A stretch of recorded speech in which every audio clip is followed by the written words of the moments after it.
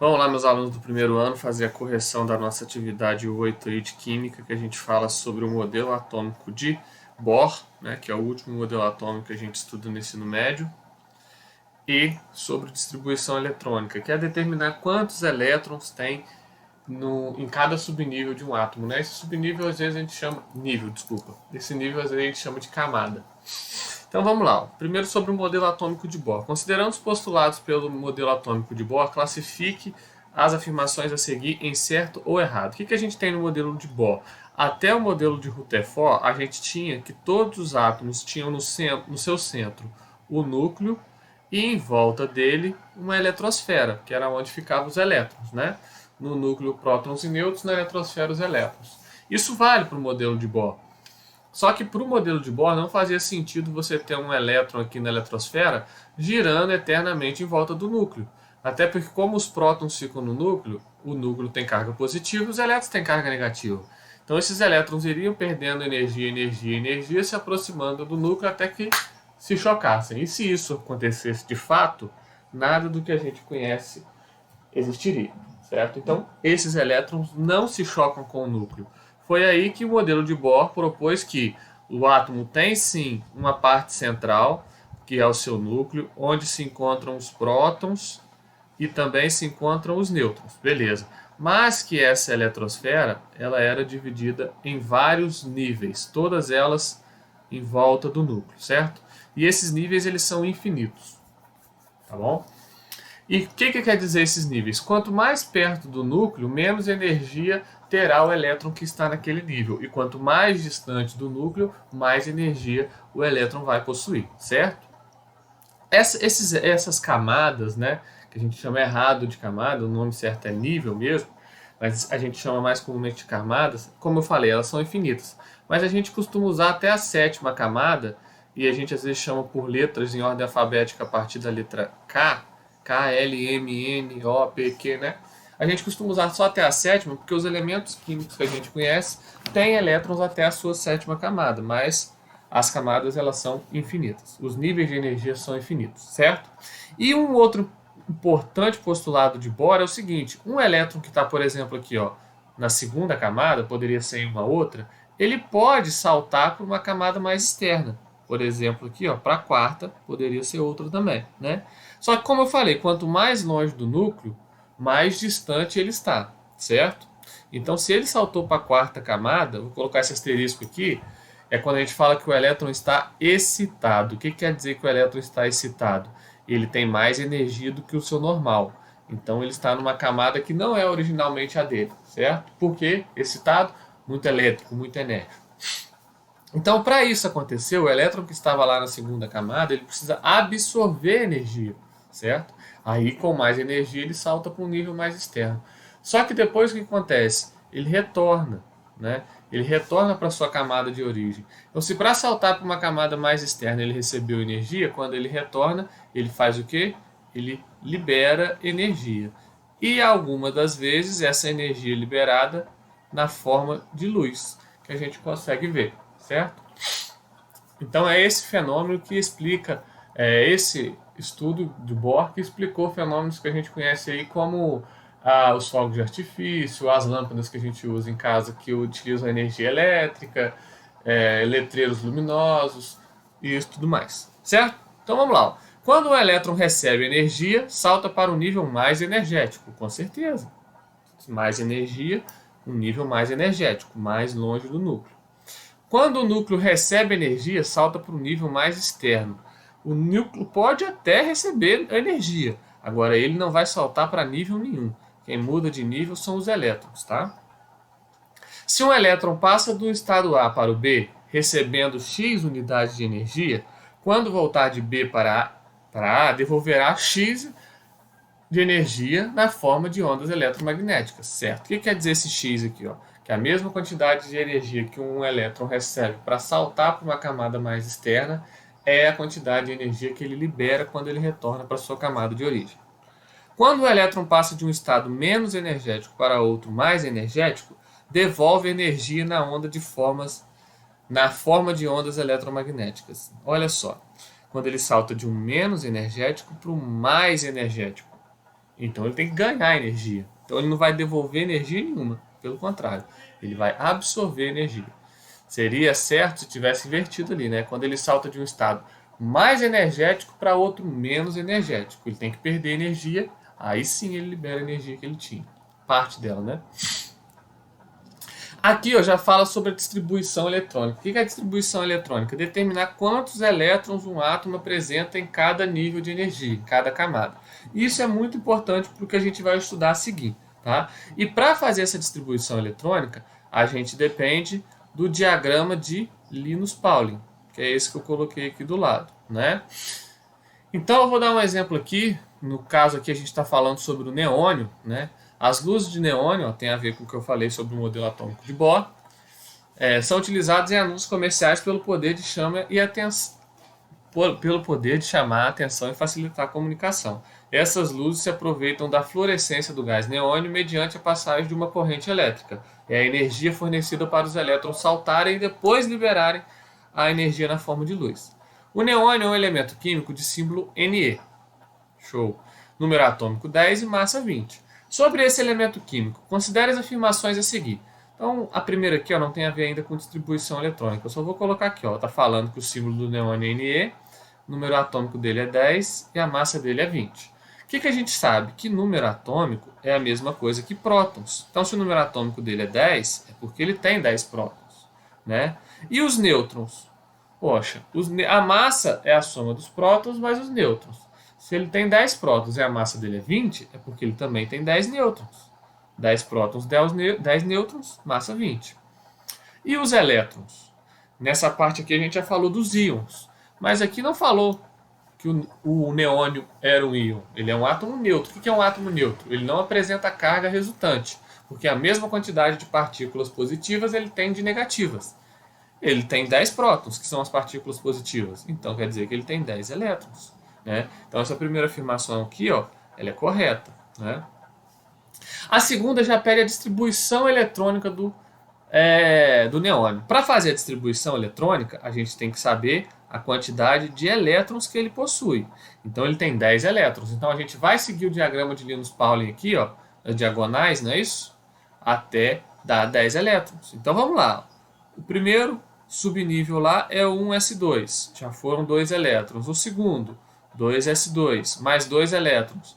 O terceiro, 2p6, 2 mais 2, 4, mais 2, 10. Então acabou. Está aqui a distribuição eletrônica do neônio por subnível. O que são subníveis, professor? Lembra que as camadas é o que a gente chama de nível? E dentro desses níveis tem divisões ainda menores, desculpa, né? Que são os subníveis. Quais são os subníveis? São essas letrinhas aqui, ó. S, P. Então a gente tem vários subníveis. A gente estuda só esses 4, S, P, D e F. Então quando eu falo de subnível, eu estou falando dessas letrinhas, beleza? Que significam regiões dentro de cada nível na eletrosfera de um átomo. O número grandão, ele não indica a quantidade de elétrons. O número grandão aqui, ele indica qual é o nível. Né? Então aqui ó, a gente tem a quantidade de elétrons. Quantos elétrons são? 2. Em qual subnível? Subnível S. De qual camada? De qual nível? Da primeira camada. Aqui ó, até 6 elétrons cabem no subnível P da terceira camada. Então é assim que a gente interpreta isso. Então aqui ó, tá errado, e a pegadinha aqui era qual? Da pessoa fazer a distribuição eletrônica considerando o 20. Mas o 20 é o número de massa, e a massa é a soma dos prótons e dos nêutrons. Não tem nada a ver com distribuição eletrônica. Distribuição eletrônica dos elétrons. Então isso aqui está errado. A gente pode fazer também a distribuição eletrônica por nível ou por camada, tá? Como a gente pode chamar. O que é isso? É determinar quantos elétrons tem na primeira camada desse átomo. Lembra que a primeira camada a gente pode chamar também de camada K, a segunda de camada L, a terceira M, por aí vai, né? Então aqui, ó, lembra que eu falei com você, o número grande é o que indica a camada. Então na primeira camada, quantos elétrons a gente tem no neônio? 2. Até porque a primeira camada só cabem 2 elétrons mesmo, no máximo, né? 1 ou 2. E esses dois aqui, ó, subníveis, pertencem ao mesmo nível, que é o nível 2, a segunda camada. 2 elétrons no subnível S, 6 elétrons no subnível P. Mas esses 8 elétrons estão em qual nível?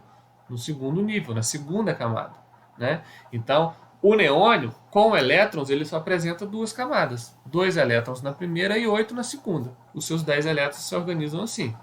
Então, ó, na última camada eletrônica de seus átomos, encontra-se os 2 elétrons. Errado também. Então, a única que está certa aqui é a primeira afirmação. Titânio, por aí também, ó. Titânio, número atômico 22. É muito utilizado na fabricação de motores de avião e de pinos para próteses, quando se deseja um material de difícil oxidação, ou seja, que não estraga facilmente, né? Que não corrói, não enferruja. Oxidação do ferro, que a gente costuma chamar de ferrugem, né? Sobre esse elemento são feitas as seguintes proposições. Possui 8 elétrons na camada M. Vamos ter que fazer a distribuição eletrônica, né? Mas como? Olha, o titânio, ele falou que o número atômico é 22. Não está falando aqui, ó, de nenhuma carga positiva ou negativa.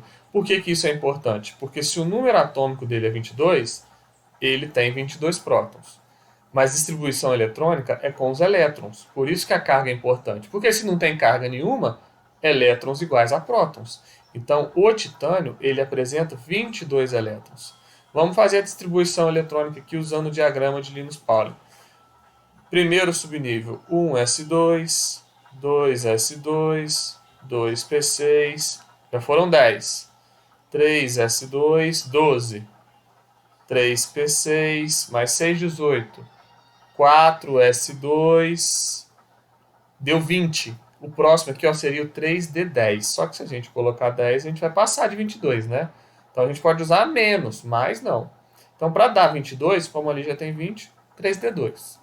Pronto, acabou, né? Então essa aqui é a distribuição eletrônica por subnível. E é por nível. Vamos ver agora. Na primeira camada, onde a gente tem elétrons na primeira camada? Só aqui, né? Então eu tenho 2 elétrons. Segunda camada, segunda camada, segunda camada. 2 aqui mais 6 aqui, 8 elétrons. Terceira camada, camada M. Aqui, aqui, aqui também, ó. 2 aqui mais 6 aqui, 8. Com mais 2 lá do subnível 3D, 10 elétrons. E tem a quarta camada também, aqui, ó, com 2 elétrons. A gente pode somar tanto aqui a distribuição por subnível quanto por nível. Tem que dar quantos elétrons? 22, tá? Então a gente vê aqui, ó, que o titânio tem 4 camadas com elétrons. 2 na primeira camada, 8 na segunda, 10 na terceira e 2 na quarta. Possui 8 elétrons na camada M? Errado. Possui 10. Apresenta 4 camadas eletrônicas? Certo. Apresenta 2 elétrons no subnível D? Sim, ó, o D só apareceu aqui. Antes só tinha SP. Aqui tem o D, com 2 elétrons no subnível D. Correto também. O subnível mais energético. O que é o subnível mais energético? É o mais importante, é o que caracteriza o elemento químico. É o último da distribuição eletrônica. É o 3D? É o 3D. Né? Então, o último aqui, ó, foi o 3D. Então, estão corretas a 2, a 3 e a 4. Né? Quando perguntar, não sei se vai ter algum exercício aqui que eu não lembro agora, camada de valência. O que é a camada de valência? É a última camada, a mais importante. Então, aqui, ó, qual seria a camada de valência do titânio? A quarta camada, a camada N. Né? Quantos elétrons de valência ele tem? 2 elétrons. 2 elétrons na última camada. Último aqui, ó. Último. Nem sei não, né? Último não. Aqui. Considere os átomos e íons representados a seguir. Tem vários íons representados ali. Classifique as afirmações a seguir em verdadeiro ou falso. 1 e 2 são isótonos e isoeletrônicos. Vamos lá. Aqui, ó, para saber isótono, lembra do N, é que tem a mesma quantidade de nêutrons. A gente tem que subtrair, né? 40 menos 20, 20 nêutrons. 37 menos 17, 20 nêutrons. Ah, eles são isótonos. E isoeletrônico, 20 prótons, a carga mais 2, carga mais significa que perdeu elétrons, né? Então de 20 tira 2, o cálcio tem 18 elétrons. Show. E o cloro, 17, que é o número atômico dele. Ele tem 17 prótons, mas tem carga menos 1, então ele ganhou um elétron, então ele tem 18 elétrons. Então tá certo. Eles têm a mesma quantidade de nêutrons e eles têm a mesma quantidade de elétrons. 2 e 3 apresentam a mesma distribuição eletrônica. O 3, número atômico é 9, a carga é menos 1, ganhou um elétron, então ele tem 10 elétrons. Não tem como eles terem a mesma distribuição eletrônica se eles têm quantidades diferentes de elétrons. O cloro menos 1 tem 18 elétrons, o flúor tem 10. Se tivesse a mesma quantidade de elétrons, teria sim a mesma distribuição eletrônica. Mesmo sendo átomos diferentes, pessoal, mesmo sendo átomos diferentes. Ali porque são íons também, né? Porque se o átomo for neutro, nenhum vai ter a mesma distribuição eletrônica que o outro, porque cada um vai ter uma quantidade de elétrons. A partir do momento que ele ganha ou perde elétrons, ele assume a configuração eletrônica de outro átomo. 1 e 4 apresentam o mesmo número de camadas preenchidas por elétrons. Vamos lá, o 4 é o 8, menos 2 ganhou 2 elétrons, então ele tem 10 elétrons. O cálcio tem 18 elétrons. E o oxigênio menos 2 tem 10 elétrons. Só para a gente olhar aqui, ó, até dar 10 elétrons, 1s2, 2s2, 2p6. 10 elétrons. Tá vendo que ele só usou até aqui, ó? Então o oxigênio só tem 2 camadas. E até dar os 18 do cálcio mais 2 aqui, ó. Aqui não deu 10? Mais 3s2, 12, 3p6, 18. Então, o cálcio mais 2 tem 3 camadas com elétrons. O oxigênio menos 2 só tem 2. Então, eles não possuem a mesma quantidade de camadas preenchidas. 3 e 4 são isóbaros. Isóbaros são que têm o mesmo número de massa. Lembra que o ar representa massa pra gente? A massa do flúor é 19 e do oxigênio é 16. Eles não são isóbaros nada, não. 1, 2 e 3 apresentam 8 elétrons na camada M. Ó, só olhar aqui, ó.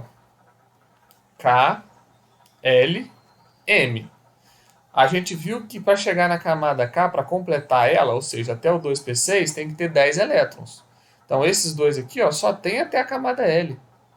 Nem tem camada M. Né? O 1 e o 2, sim, tem camada M, porque por terem 18 elétrons, eles vão completar a terceira camada. Completar não, mas vão ter 8 elétrons na terceira camada. Agora, o 3 não. Nem o 4, se tivesse ali. O cobre, número atômico 29, é um metal utilizado na fabricação de fio elétrico. Determine a distribuição eletrônica do cobre mais 2. Esse mais 2 é muito importante, porque o número atômico do cobre é 29. Beleza, ele tem 29 prótons. Ah, ele tem 29 elétrons também? Não, porque ele tem uma carga aqui. Ó. O que significa a carga positiva? Ele é um cátion, perdeu 2 elétrons. Então, de 29 elétrons, ele só tem 27. Determine a distribuição eletrônica. O que eu falo quando a carga é positiva? Faz a distribuição considerando que ele não tivesse carga nenhuma. 1s2, 2s2, 2p6, 3s2, 3p6, 4s2, aqui dá 20. Para dar 29, seria o 3d10, vai virar 3d9. Ótimo. Ah, professor, mas não tem 29 elétrons, tem 27. Eu sei, mas sabe por que eu falei para você considerar como se fosse normal? Porque se você considera desde o início que você começa a fazer que só tem 27 elétrons, você não ia colocar aqui D9, você ia colocar D7. Ia dar 27, ótimo. Mas quando um átomo perde elétrons, ele não perde elétron de uma camada mais interna. Ele perde elétrons da última camada dele. Né? Então aqui ó, o cobre tinha 29 elétrons antes de perder os elétrons. Se ele perder elétron do subnível D, ele vai estar perdendo elétron da terceira camada, que não é a última. A gente tem a quarta camada com 2 elétrons. Então esses 2 elétrons que ele vai perder não é desse subnível, é desse. Né? Aí ó, o padrão de resposta ali, que era uma questão discursiva, seria desse jeito aqui. Ó. 1s2, 2s2, 2p6, 3s2, 3p6, 3d9. 27 elétrons do cobre mais 2. Você não iria colocar nada referente ao 4s2, porque foram esses 2 elétrons que ele perdeu. Beleza? É isso aí. Qualquer dúvida, manda mensagem, entre em contato. Um abraço.